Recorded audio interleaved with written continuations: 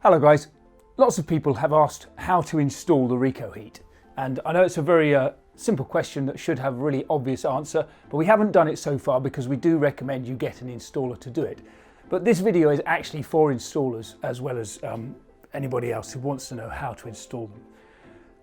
So what you get with your Recoheat is an air pump and a line with a silencer.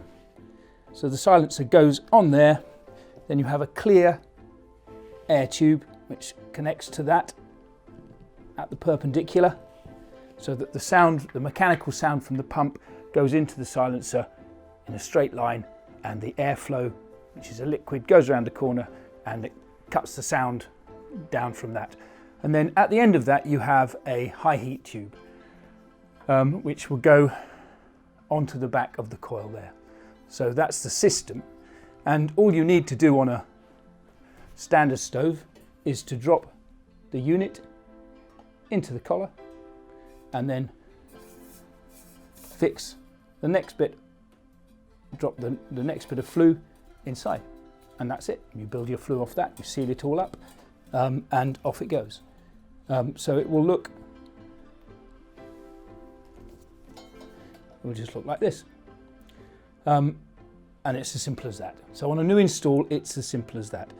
The only complication is if you can't go straight up with your flue. So if you look at this fireplace, I can put the stove in here, and I might put it out the front, and then I've got to go backwards into the flue and up the chimney. And if I can't move it back, or I don't want to, then instead of coming off the top, I'd move the collar onto the back. So all stoves have got a back flue place. So I'd move the collar there, and I'd put one of these in. Okay, so I put a T-junction in there. I would then put the coil into the top of the T, and then put the flue section like that. And so what you get there, so if you look, if I'm going to put this, you won't be able to see it, but I'm going to put it, that is where the collar goes from the rear, and the unit goes inside that. I want to scrape the paint off. So you see it blows then across the top of the stove, and it functions just as well.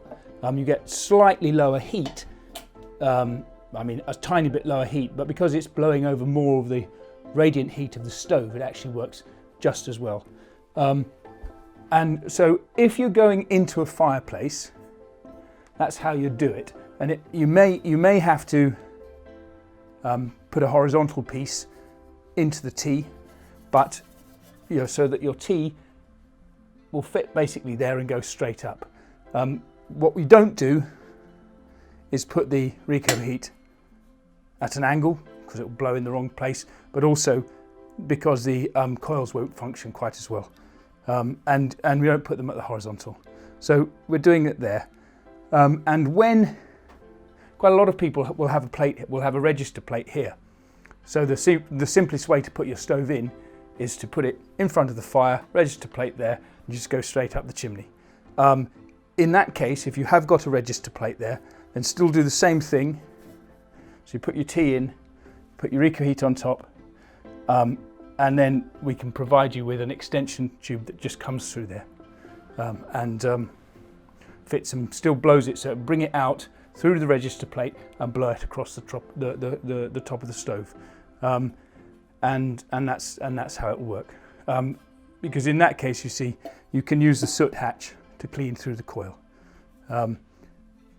In all cases, just to make the point again, you clean the stove in the normal way through the stove, remove the baffles, and clean straight through the coil. So this is 65mm gap, so it will take a standard rotary brush, but not the plastic ones, the brass-headed professional ones go through it with no problem. So you clean the flue through that, and then you clean the sides.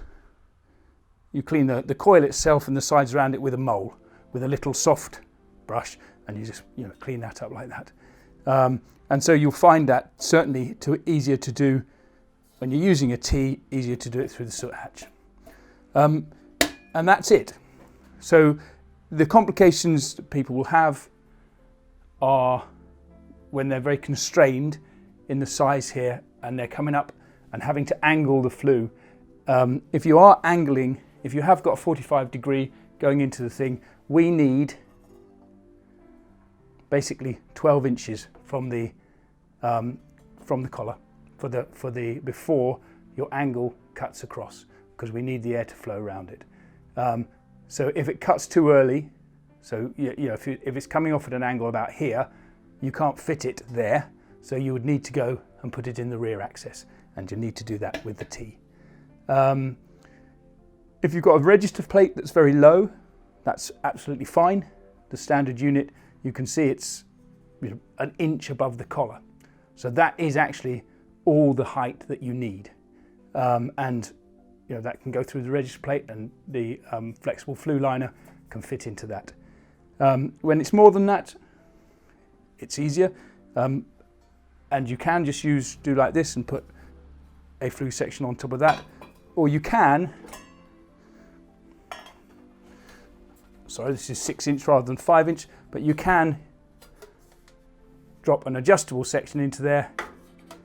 So you drop that in, and then you just raise it to the required height. So these ones are 200 mil here, going up another 200 mil at least. And we're also doing them, the tallest ones we're doing a 333. And again with the same top. So that covers you over 500 mil. So that will cover most standard ones and take it into a register plate.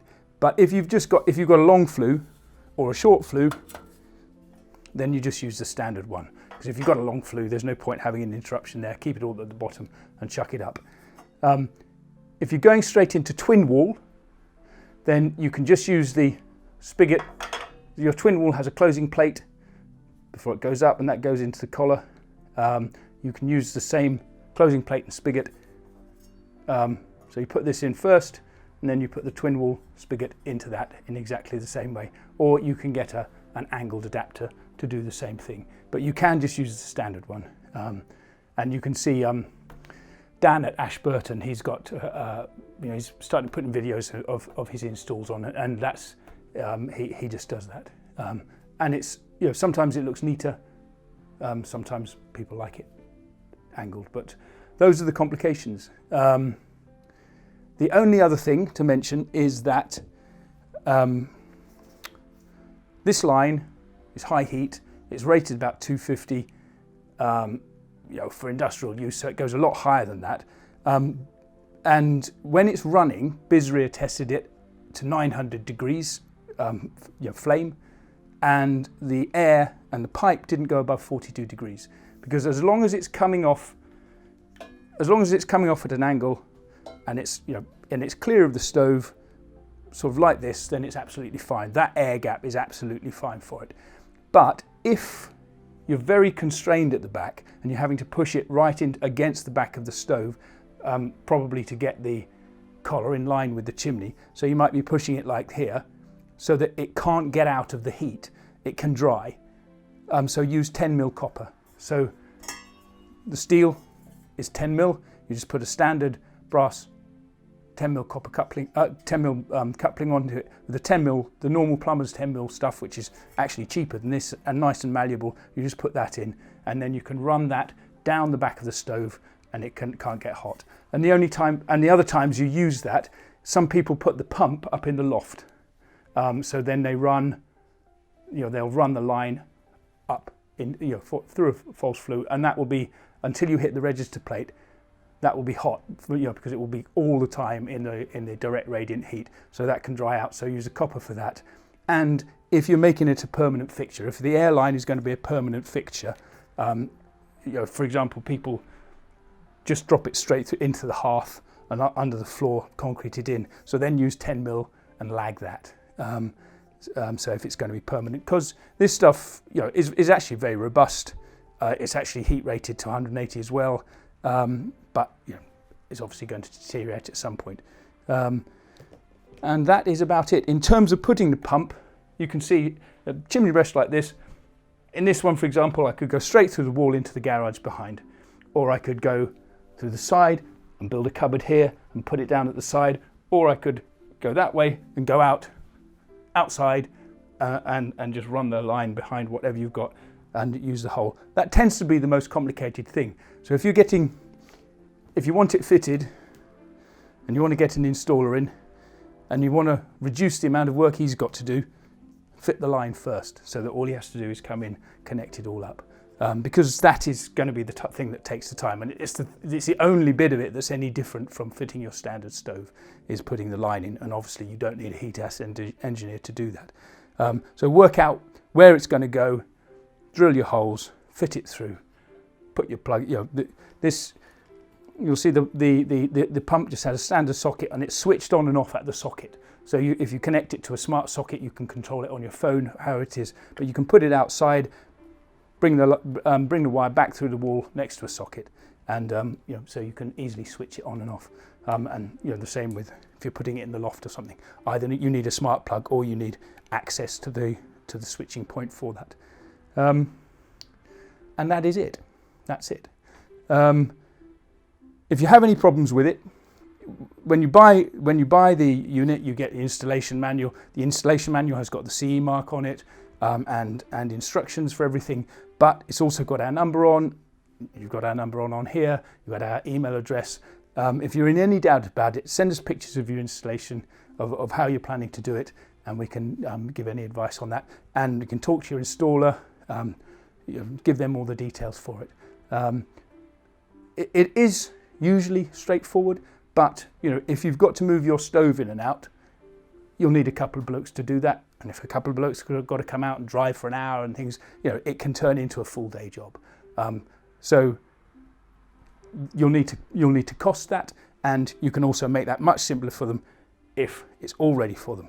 You've had the chimney swept, that's all been checked, you've got the pump where you want it, you've drilled the holes, you've put the line through, then they've just got to come in and do the bit that you're paying them for, which is the heat has certification, the building regs certification for that.